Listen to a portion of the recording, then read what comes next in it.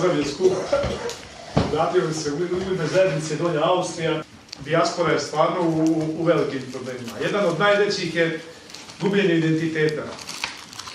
Znači, mi se gubimo se u ovom i plaćamo veoma visoku cijenu svega što smo ovdje postigli kao privrednici ili kao uspješni poslovni ljudi.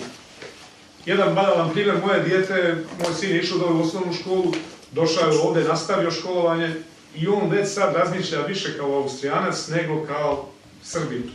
Tako da, a da ne pričamo za djecu koja su rođena ovdje ili šta ja znam.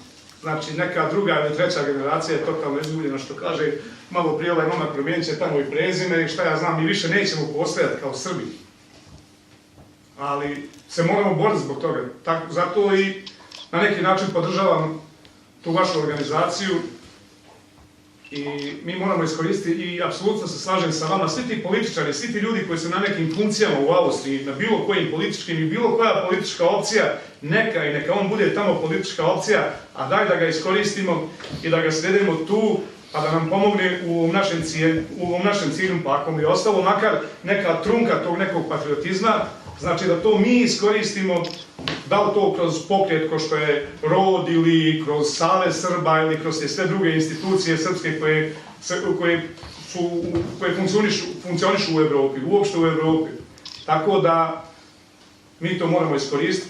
A prvu stvar, da bi tražili pomoć od dijaspore, bilo i Republike Srpske, bilo Srbije, mi sami moramo da se ujedinimo i da imamo jedinstven stav da bi mogli tražiti pomoć od nekoga za nešto. A ako mi tražimo totalno razjedinjeni, ne funkcionišemo, neobaviješteni smo samoinicijativno kroz raznorazne grupe ili ne znam nija udruženja, a nemamo jedinstven stav, naravno da nećemo dobiti pomoć i nemamo nikakvu snagu.